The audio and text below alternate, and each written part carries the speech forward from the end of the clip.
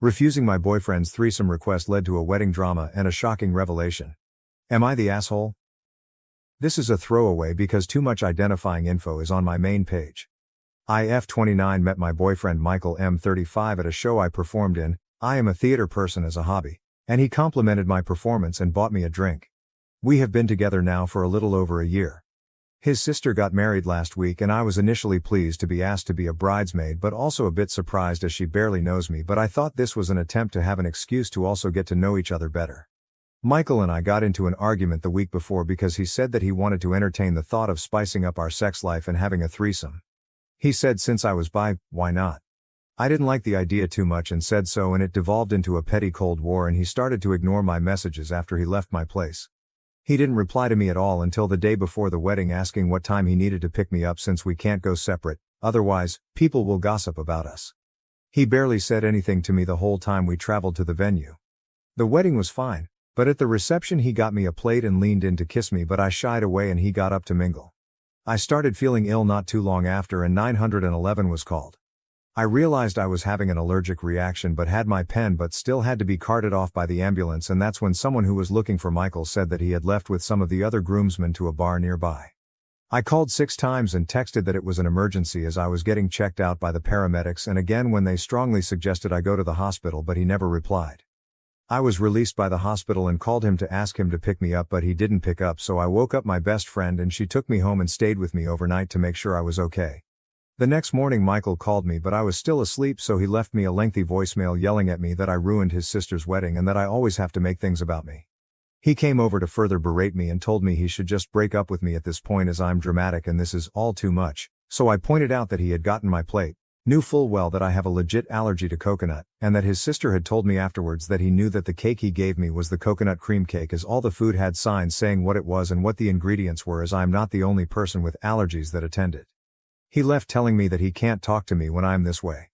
I was honestly exhausted, so I didn't bother going after him.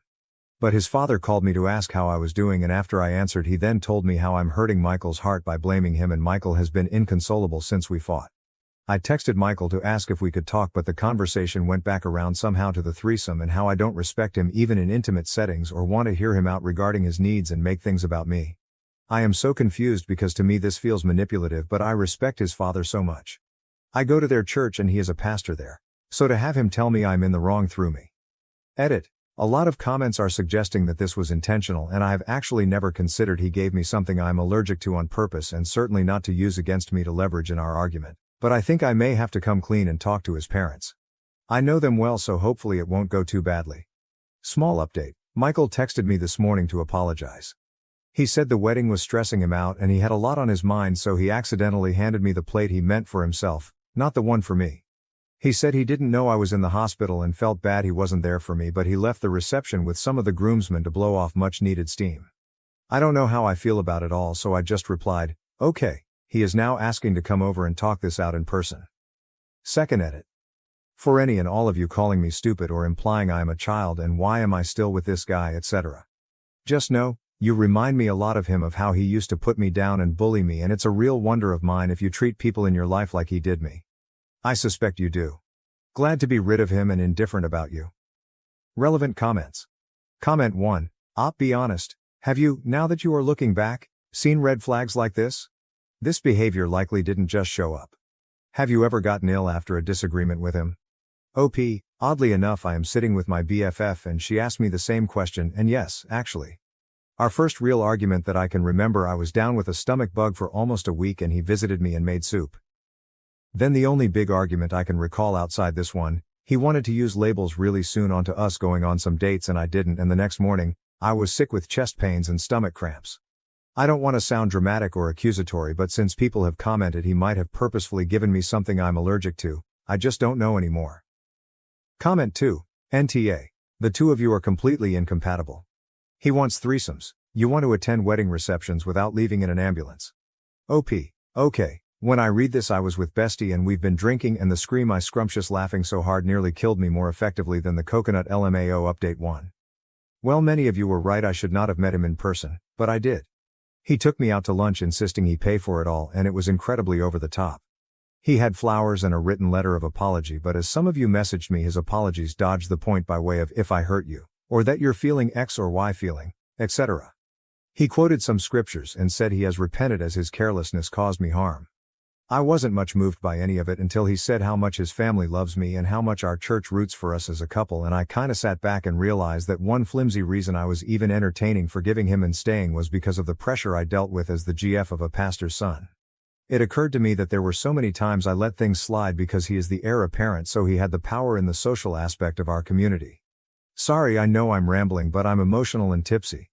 I remember just staring at him and saying it was incredibly alarming that by now he can't be aware of my one-ingle allergy, and that he didn't bother to tell his own GF he was stepping out with the guys, or even that he was stepping out of his own sister's wedding at all.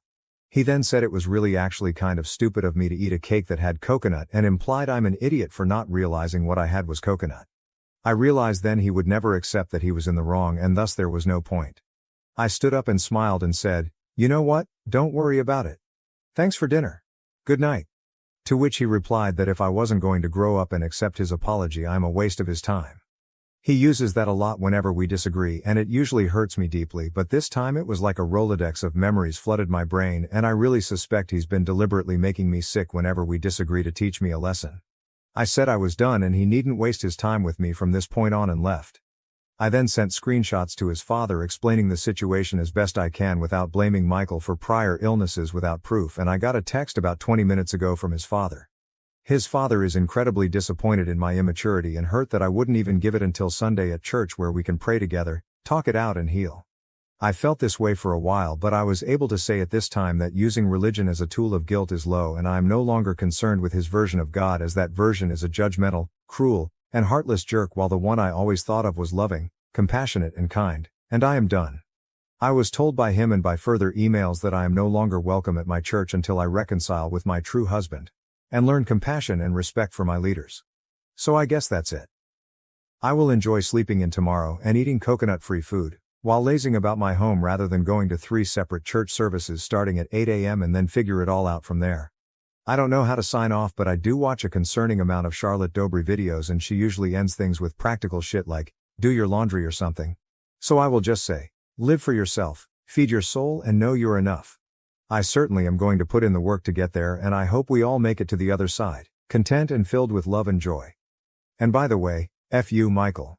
I know you are reading this. I know you know it's me, and I hope your socks are always just a little soggy. OP added in the comments. Here I forgot to add to my post, but I didn't want to bring the threesome requests into it. Well, I sent his daddy screenshots of some texts. If you'd like some drama, here are the top 2. It was the night I sent him home after he tried and failed to pressure me into sex. He told me that I was missing out and should be grateful since your body makes me sick, but my love for you is stronger. Would it kill you to be grateful enough to just do a HJ? And on his birthday, I had just been in the hospital after passing out from exhaustion and dehydration and went straight to his party. I stayed at his place until everyone left, and I left soon after helping clean all but the kitchen, and he sent, "You could have cleaned the kitchen then or stayed over for sex. Then you're a waste of time if I don't even get birthday sex. Thanks a lot." And after both B suggested adding a third. His dad hasn't responded. Relevant comments. Comment 1. Holy crap, and you stayed with him? You poor girl, no one deserves someone like that in their life. But you didn't say if you told his dad about him sending you to the hospital and potentially killing you. Because we both know, and the rest of Reddit knows, that he did that intentionally. And if there was proof of him giving you that cake, you could probably send his happy ass to jail. OP, I didn't and don't have the best self-esteem. And here is the only black woman in the town that I've known of. I've always known that I'm considered less desirable. Not saying that's right, but just knowing where I live. Been here since my preteen years. When Michael asked me out, it was like a parade. Everyone acted like it was a Cinderella story and I won a lottery or something. I have a friend who I have been texting today, and she is letting me know how dumb I've been. I never told her of our issues, and is about ready to commit crimes. LOL. I think I lost myself for a bit, but I wanted to leave the church low key for a while because of my treatment, so that helps a bit. Update 2. It has been a hot minute. I forgot about my posts until I was watching a YouTube video on Reddit stories, and the story reminded me that I never did update. I found a church in my city a bit more laid back, like we can go to the pub after and have a laid back laugh. I did like it and made amazing friends I am still in touch with, but the going to church idea came from my therapist, and it was to see if I do identify with the church or the ideals of it, and I don't. So now I am back to being the heathen I am. LOL. My ex quickly moved on and he had a new GF within a month of us breaking us. Bless that woman, I thought, because isn't she in for a ride? Oddly enough, she reached out to me on my Facebook and I was curious and opened it. She started with who she is, how long she and ex have been dating and how long they knew each other, childhood friends, so basically forever. She then said that she feels convicted by the Holy Ghost to seek a resolution between me and ex, and she is worried I may be his true wife. And if I cannot forgive, then I am proving I am not, and to let her know as she cannot marry him until I make this clear. I shit you not. Seeing the screenshots, the chat with my new church buddies, my friends sent vomiting emojis and that this is a cult and not a faith. I concluded they were right and replied with, yeah, marry him if that's what you want. And nothing more. I am getting messages from members of the church, but I don't much care. I've loved my life since leaving. I didn't know life could be so enjoyed really, and it makes me wonder how much damage the church had on me. But for now, just for fun, I am going to an appointment with a friend of a friend's apprentice on tarot readings. LOL. No, that's true. I was asked. No offense to anyone who believes in it, it's just not normally my thing, so I'm curious and interested. Maybe it will be good. I will know. Now to the next story. Story 2. Am I the asshole for flipping out on my fiancé for canceling all the vegan food options from our wedding menu behind my back? My fiancé, 31 male, and I, 25 female, are getting married soon. There wasn't much that disagreed on during the wedding planning except for food. Me and my family are vegans, and there are so many reasons why we chose this lifestyle, and one of them being that we have a history of health issues. My fiancé and his family are the complete opposite. They're hardcore meat eaters, which is fine by me obviously. However, when deciding on the wedding food menu, I wanted to add 5 vegan options. My fiancé and his mom objected, saying it was a waste of money over food that isn't real food. They also argued that this would be offensive for their guests and suggested my vegan options just be the good old salads and appetizers. His mom wanted cupcakes. LOL. I said no because for one, it's me and my family who's paying. And two, I want to make my guests feel welcome and not be treated as second-class citizens by being served salad. My fiancé made a face and said, "Isn't that what vegans eat?" I refused to argue about it and said it was final. The other day, I found out that he had cancelled all the vegan options and took them off the menu completely and behind my back. I was seething. I called him at work, but he kept hanging up on me. I went straight to his workplace and confronted him there and just flipped out on him. He was stunned to see me. He at first said it was his mom's idea, then told me to go home because I was making a scene at the office. The fight continued at home and he defended himself by saying that I sort of made him resort to doing this after I kept brushing off his thoughts and input and refusing to accommodate his family. But there were plenty of meat options. Why can't I get 5 vegan options when I'm paying for it? He yelled that it was his wedding too, not my family's. My family said it was fine and they'll figure it out and told me to let it go, but I refused. AITA for putting my foot down on this. Verdict, not the asshole. Update 1. So his mom messaged me earlier to try to get me to listen to what she had to say after I kept ignoring her phone calls. She spent long walls of text just to address what I did at her son's workplace, calling it all kinds of stuff from immature to unhinged. She then went on to explain how she's noticed that me and my family kept acting dismissive of her son's input and contributions to the wedding. She said that she noticed my behavior towards him and her entire family and wanted to speak up earlier but didn't and tried to keep the peace. She then went on to address the food menu issue and denied her involvement in the cancellation of the vegan option, but that didn't mean she doesn't support her son's decision. Moreover, she thought it was so irresponsible of him to make that move because of my continual refusal to see how this stuff is a waste of money. She also pointed out how I kept saying I paid for it, and said that technically this isn't just my money, it's mine and his because we're getting married. She suggested I wake up and get rid of my money, I paid for it, mentality. She finally mentioned how bad this whole situation is making me look and said that she and her son had already offered a number of compromises that I chose to brush off and decided to make it my weird hill to die on. She said that not only her son is upset but she and the family are as well after hearing about it, and suggested I just agree on their compromise and be done with it. This pissed me off beyond belief. I responded by letting her know that I'm still standing my ground on this even if I'll have to call the whole wedding off because of it, because honestly, this is just ridiculous. It is. My mom and dad, they don't even know what to say anymore. Apparently, my fiancé saw my response to her, he's with her, and is now trying to call me, but right now I'm waiting on him to get home and see if he's still insisting on the stance he took. I'll update if there's anything worth adding after we talk. Relevant comments. Comment 1, NTA, are you sure you want to marry this man and his family? They have no respect at all for you and yours. OP, frankly, I have no idea why his mom feels so strongly about getting involved. I only include it in wedding planning only because I respect her, but I guess it's like they say, give an inch, and they'll take a mile. Comment 2, info, how many options are there in total? So like 5 non-vegan and 5 vegan, meaning 8, 10 options for meals. Is this a buffet or restaurant reception? Or is this a multi-course menu and so there is essentially one vegan meal with 5 courses?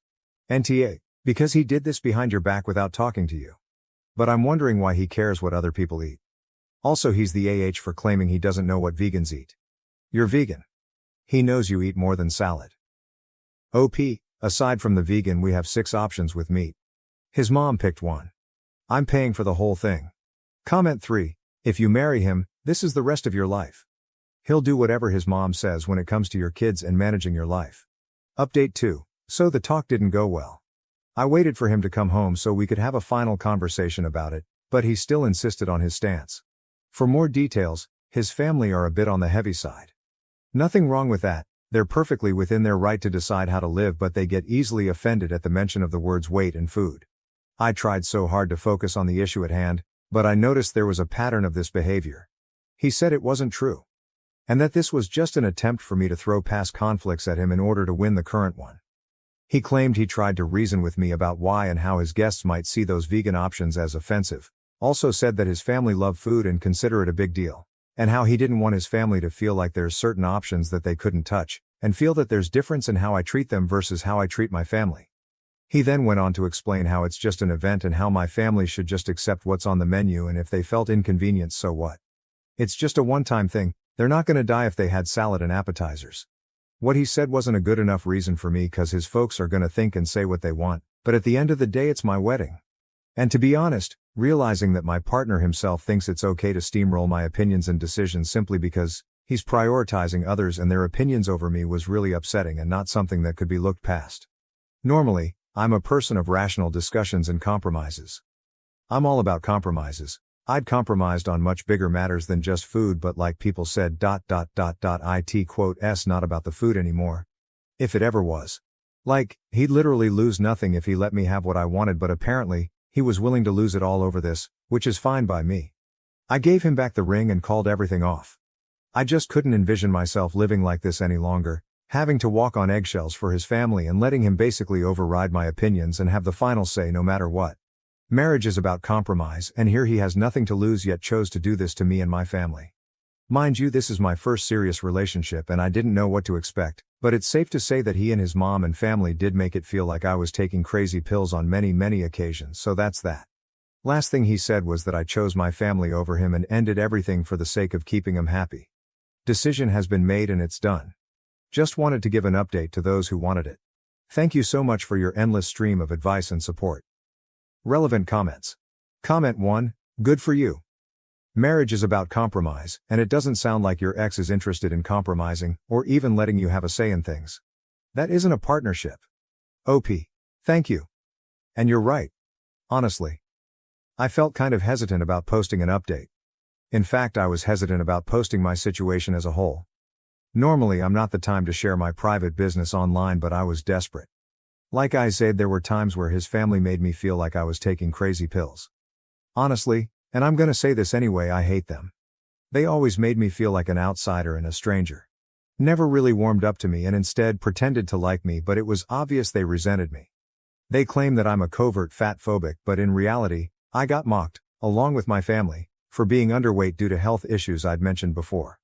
Don't even get me started on ex-future Mill, though I feel as though I gotta let it all out and vent. Comment 2, you go girl. Dude 100% laid out a roadmap where only his opinion matters and yours is irrelevant. This probably wasn't the first time, but it for sure would not be the last. OP. Exactly. Like I said, I'd noticed a pattern of this behavior but kept rationalizing it, which was a huge mistake on my part. It's been utter torture trying to please him and his family. I'm an emotional mess right now, but there's this little voice of reassurance telling me I've gone through the worst and survived it. I'm so thankful this happened. It helped me see things clearer. Thank you for watching. If you haven't subscribed yet, Please do so and hit the notification bell to stay updated with more shocking real-life stories happening around you. Alright, everyone's presentations are done. Nick, the manager, said as he tried to move the discussion forward. Excuse me, I haven't. I recently found out something. Nick interrupted me and began to speak. There's apparently someone in this department who didn't graduate high school and is just a part-timer. Meetings should be for employees only. Absolutely right. His lackey, Mike, of course, agreed with Nick. I'm leaving. After leaving the meeting room, I started to shut down my computer. I noticed that an email had arrived, not in my personal inbox, but in the company's shared email. Thinking, there's no point in speaking up, no one will listen, I went home quietly. The next day, I heard a commotion from Nick's desk. He was staring at his computer screen, his face pale. Nick! Is something wrong? Mike looked at the screen with him. And he turned even paler than Nick. Why is he so angry? Knowing the reason for Mike's distress, I thought to myself, serves them right. My name is Adam. My mother passed away when I was in the 9th grade, and I was raised by my father. Well, you could hardly call it being raised. After my mother passed, my father changed. He drowned his sorrows in alcohol, and though he still went to work, he squandered our living expenses on horse racing. Because of that, I had to start working part-time as soon as I entered high school. Every month, I went to the convenience store with bills in hand that couldn't be auto-deducted from my father's account. Even though I endured it because I didn't want to be alone, I reached my limit in my second year of high school and dropped out. I found a live-in job at a distant inn. Thank you for everything. The day I left home, my father, still staring at the TV, spoke. Take care. That was our last conversation. Back then, 18 wasn't the age of majority, so I needed my father's permission to work, and I couldn't hide my place of employment. Yet, my father never visited me even once. I kept working just to survive, and before I knew it, I was 42. Years of hard work paid off, and I was transferred to the headquarters. I was thrilled to be recognized by the company, as I thought I'd be working in the field until retirement due to my lack of formal education. Listen up. Our work can change the future of our employees. Don't drag us down. On my first day after the transfer, Nick, dressed in an expensive suit, spoke sternly. There was a reason for this. Our inn was located in a prominent tourist destination, known so well that everyone in the state could sing its commercial jingle. At its peak, we had 5 locations within the state. But that was long ago. Due to financial difficulties and aging facilities, only the place where I had worked for many years and the original establishment remained. I was prepared to lose my job anytime, but now there was a glimmer of hope. With the rise of social media, the tourist area where the inn was located started gaining attention again.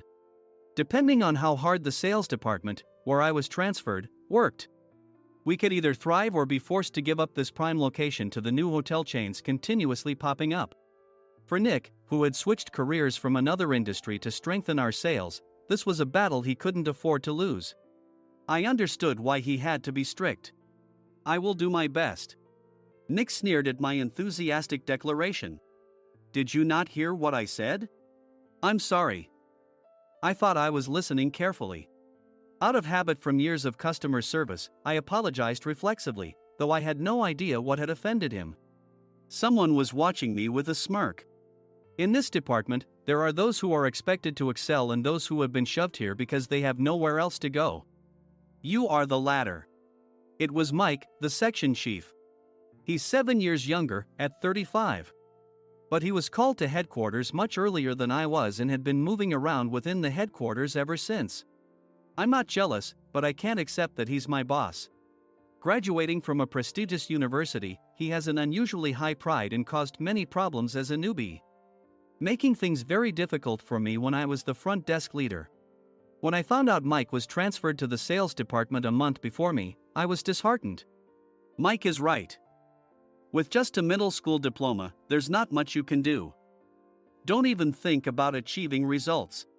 As if I didn't exist, Nick remarked, I'm thirsty. Mike eagerly ran to the coffee maker. It seems Mike is Nick's lackey.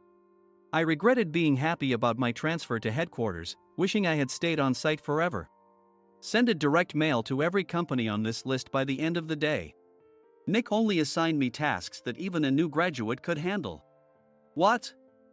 There are over 1,000 companies. You want me to send to all of them by today?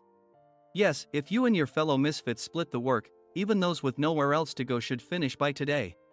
I glanced at the employees typing away expressionlessly.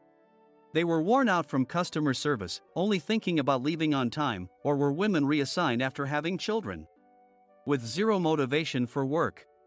Even Sam, a new graduate from the same university as Mike, who was supposed to be among the expected achievers, had no enthusiasm for the job. Having joined the company wanting to do customer service. I don't care what they say, I plan to quit anytime, he said.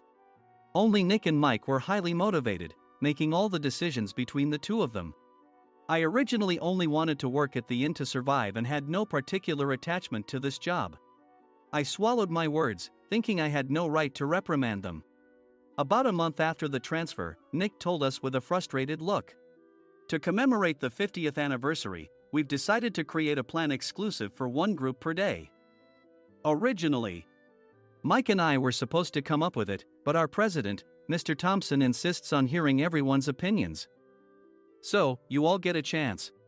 As Nick explained, Mike began handing out prints. Make sure not to embarrass Nick. If your ideas are half-baked, you'll have to redo them. It seemed that they had printed his handwritten notes by Mr. Thompson, which included several questions and a section for free responses. It made sense why Nick had to seek our input, given that all responses had to be submitted to Mr. Thompson. We were given a week to think about it, and a meeting was scheduled to compile our ideas. My plan is to let guests enjoy both the old and modern America. Nick began the presentations. Guests would watch a master confectioner at a nearby traditional sweet shop make sweets in front of them. The welcome drink would be premium tea in a bottle. Nick's plan was certainly attractive. After his presentation, Nick called on us to present in the order we were seated. Just as I stood up for my turn. All right, everyone's presentations are done. Excuse me, I haven't. I recently found out something. Nick interrupted me. There's someone in this department who didn't graduate high school and is just a part-timer. He was likely talking about me. I joined the company as a part-timer and was made a full-time employee when I turned 20. That was 20 years ago, so Nick and Mike probably had no chance to know until recently. Meetings should be for employees only. Absolutely right. After that, Nick kept creating opportunities to solicit everyone's opinions, purposefully excluding me from speaking. The meeting unexpectedly heated up and went past the scheduled end time. A few people asked to leave, and the discussion continued with the remaining few. Still here? Normally, you'd leave in that situation. Though I had no attachment to the job initially, hearing kind words from customers made me want to make them happier. For someone like me, with nowhere to go, the inn was my home and customer service was my life. I felt pathetic about my current self. I'm leaving. I left the conference room and started shutting down my computer. I noticed an email had arrived, not in my personal inbox, but in the company's shared email. Thinking no one would listen to what I had to say anyway, I quietly went home. The next day, while preparing the DM as instructed, I heard a commotion from Nick's desk. In his haste to stand up, he hit his knee on the desk. He stared at his computer screen, his face pale. Nick! What's wrong? Mike, thinking he should be the first to rush over, approached Nick while still wearing his coat. He peered at the screen with Nick. And he turned even paler than Nick. Why is he so angry? Who is responsible for this company? Nick, more irritated than ever, asked, and Mike answered without checking. Probably Sam. Sam wasn't there because he was attending a morning training session for new hires. Nick gave up on getting angry and returned his gaze to the screen. They were looking at an email that arrived right after the end of the working day yesterday. Apparently, no one, including me, had checked it before leaving.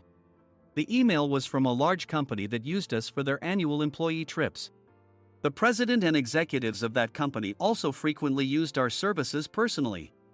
President of the company, Mr. Mason himself, had declared that neither he nor his company would ever use our services again. Well, some companies cancel their employee trips or stop using our services due to financial struggles. Let's just move on. Mike kept wiping the sweat from his forehead with a handkerchief. Knowing why Mike was so agitated, I quietly watched their interaction. Do you know how much revenue we get from that company? We can find other guests to fill the rooms, but we'll lose the banquet costs, gift shop revenue, rental car fees, and more. Moreover, the gifts were supposed to be prepared by the traditional confectionery shop involved in Nick's proposed plan. If it's known that we incurred such a huge loss at this critical time, Nick's position in the company would be jeopardized. Nick took a deep breath, seemingly trying to calm himself. All right, Mike. Go to New York right now and apologize to Mr. Mason. What? You're coming with me, right? I have urgent work to do. I trust you, which is why I'm entrusting this to you. Please. Mike, believing Nick's sincerity, agreed with a determined look on his face, saying, yes. That's Nick for you. Even if Mike went to apologize, Nick would shift all the blame onto him if the client didn't change their mind. Well, it was Mike's fault to begin with, so it served him right. About 3 hours later, Sam answered a call from somewhere and repeatedly apologized, saying, I'm very sorry. Everyone watched to see what was happening. After ending the call, he informed Nick with a weary tone. When Mike arrived at the client's company, he only made things worse, further infuriating Mr. Mason. He was demanding, get his boss here immediately. It was no wonder Sam was exhausted, dealing with such a call right after returning from training. What is that idiot doing? All right, Adam, you're coming with me. If sacrificing Mike didn't work, then I must be next. Normally, I'd want to refuse at all costs, but I saw an opportunity in this situation. If I can be of assistance, I'd be happy to join you. I immediately followed Nick, and we flew to New York. When we introduced ourselves at the reception, it became clear how serious the situation was, as the receptionist personally escorted us to the president's office. Angry voices leaked through the door, making both Nick and me uneasy. Excuse me. I'm Nick, the supervisor. I understand my subordinate has caused you trouble, and I deeply apologize. Nick, with his experience in the corporate world, knew enough to offer an apology before excuses. However, his customer service skills left much to be desired. I sighed as I saw Mike trembling like a small dog in the corner of the room. What kind of training are you giving your subordinates? Mr. Mason glared at Nick with a red face. The intensity of his gaze made even Nick take a step back. Regrettably, I joined this company only 2 years ago and was unaware of Mike's issues. I should have identified his shortcomings sooner. Indeed. I should have realized sooner. No sensible person would come to apologize and then give a lengthy presentation on the drawbacks of not using their in.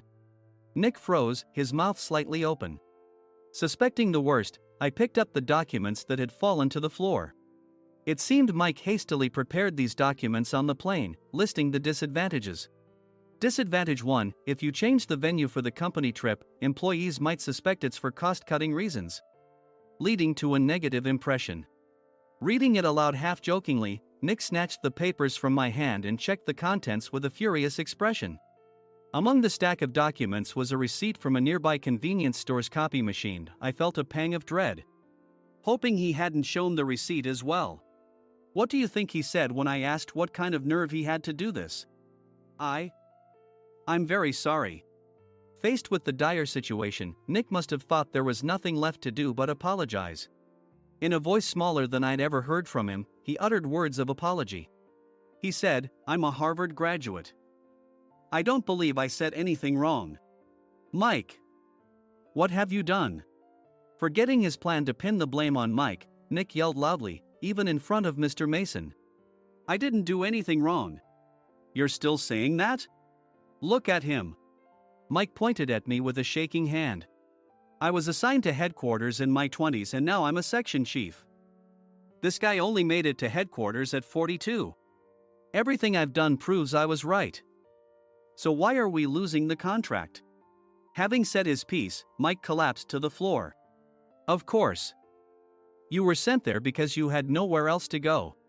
Mike never expected to hear such words from someone he looked down upon. He lunged at me, and Nick hurriedly stepped in to stop him. Mr. Thompson told me Mike is a quick thinker, and to take good care of him. There's no way he was pushed aside. Don't make things worse here. He didn't say quick thinker, he said only quick-witted, didn't he? I don't remember that part. I recalled the many troubles Mike caused when he was a newbie. When Mike was on the front line, his pride was so high that he never apologized to customers.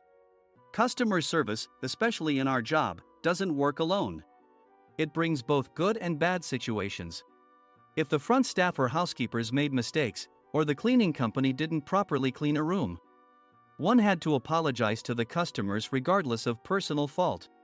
Mike, in such situations, would never apologize, insisting he wasn't at fault. This often angered customers, and as the front desk leader, I frequently had to apologize on his behalf. He caused complaints and disrupted operations, which is why he was quickly moved to headquarters. In departments where he didn't interact directly with customers, his quick thinking was beneficial and things went well. But it seemed his flaws were starting to show.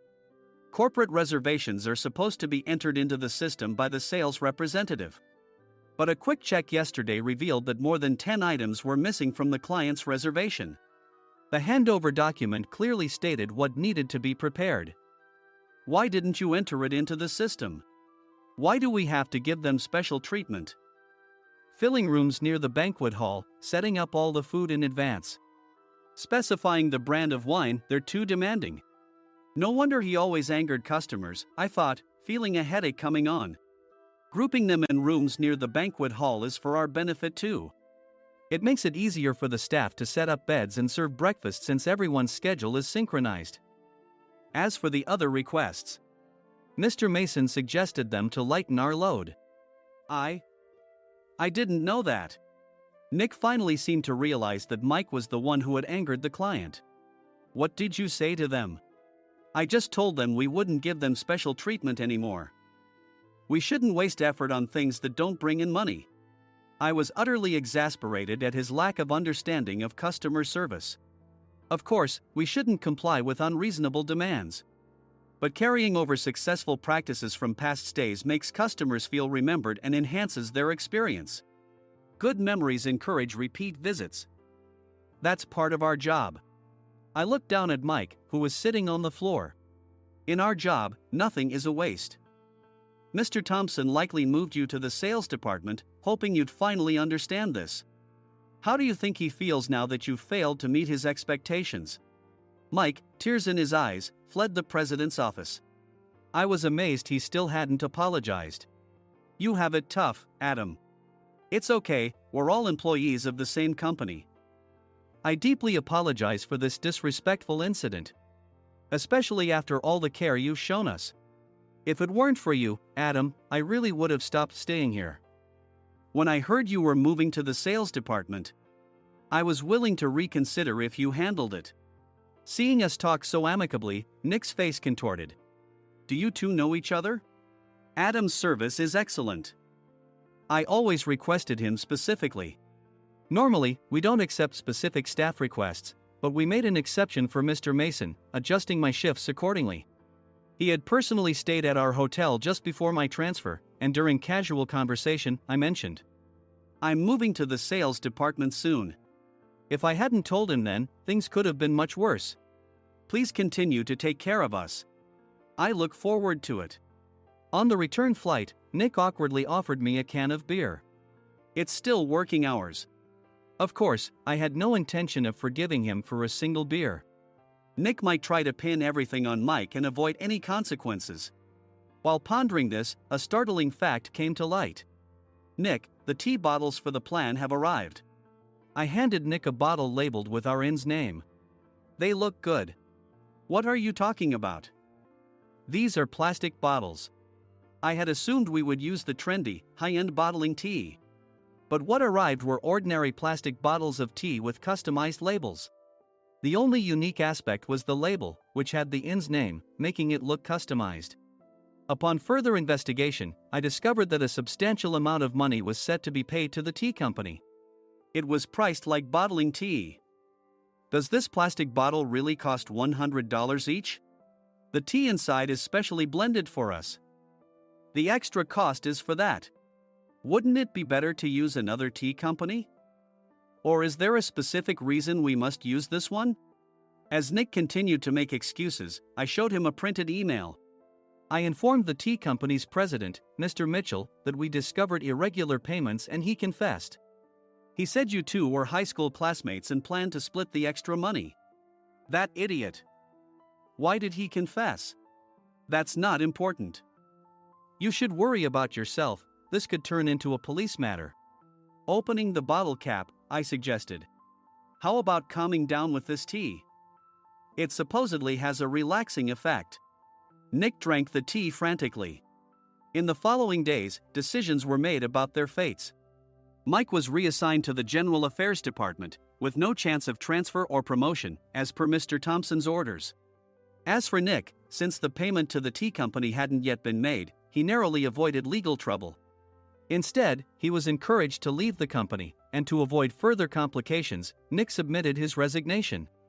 Rumor has it that connections between HR departments have made it difficult for him to find new employment. Even though it was good to have those two gone, something unexpected happened in the sales department. Everyone became motivated and united in refining the 50th anniversary plan. In the end, my plan was adopted. We collaborated with the Tourist Information Center to provide personalized guides. The plan, tailored to the number of guests, was truly special for the 50th anniversary. Hey, is Adam's family coming to stay? I immediately booked that special plan for my family. Sam noticed it on the reservation list and quickly picked up on it. Yes, I'm inviting my father. That's great. I might invite my parents too. I lacked the courage to face my father just as Adam. But here, with the confidence Mr. Mason praised, I felt ready. The 50th anniversary plan was a perfect opportunity to reconnect with my father. I hoped to bring back the days when we could laugh together as we once did.